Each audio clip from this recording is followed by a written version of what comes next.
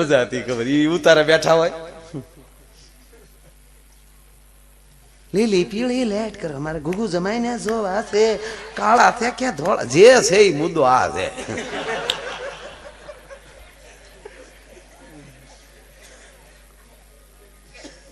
કેસરીઓ વર જોવાને હાલી હું તો આ જૂના ગીતો પાછા ઈ તો ભૂહાઈ ગયા હાવ.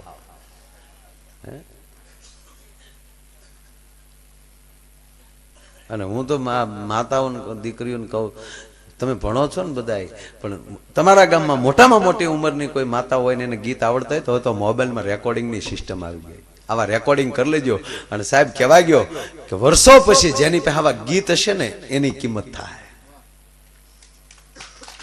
કારણ કે લગ્ન ગીત એ જેટલું ભજન, જેમ કે ભાઈ આશ્રમમાં ભજન જેટલું મહત્વ છે એટલું લગ્ન વખતે જેમ યજ્ઞમાં જેટલો શ્લોક કામ આપે ને સાહેબ, એ લગ્નમાં જૂના ગીત એટલું જ કામ આપે. દીકરી ફેરા ફરતી હોય ને જૂના ગીત ગવાય તો હારવેલમાં કેમ રહેવાય સાહેબ, એ ગીતમાં હિખામણ મળી જતી. અત્યારે તો એ ગીત ક્યાં ગયા મારો રામ જાણે. એ જે અત્યારે જે આ બેનો થોડાક બેઠા ને એમ થાય મારો રોયો અમારી વાત લાવ્યો.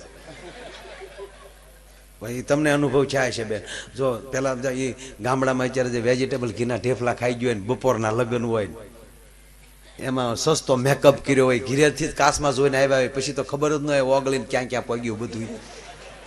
મસ્યું અહીંયા આવી હોય ને લાલી અહીંયા આવી હોય, પછી એ વળે હળી ગયેલા છોકરાને કાંખમાં લઈને બેઠી હોય. ગળા, કારણ કે આ બધું ગળામાં ગયું હોય એટલે એ બધું ગળું બેસી જાય તોય જે બંધ ગળા જે ગીત ગાય રાજુ, આપણને એમ થાય આ ગીત સાંભળવા કરતા ગ્લોપ ઉતારીને હોલ્ડરમાં આંગળી ભરાઈ દે.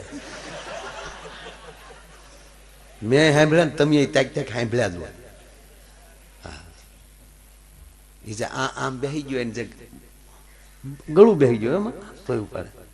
ફૂલાના તે ગજારા ને ગજરામાં મોતી માર ભાઈ ને ખબર નહોતી આ ગામડાની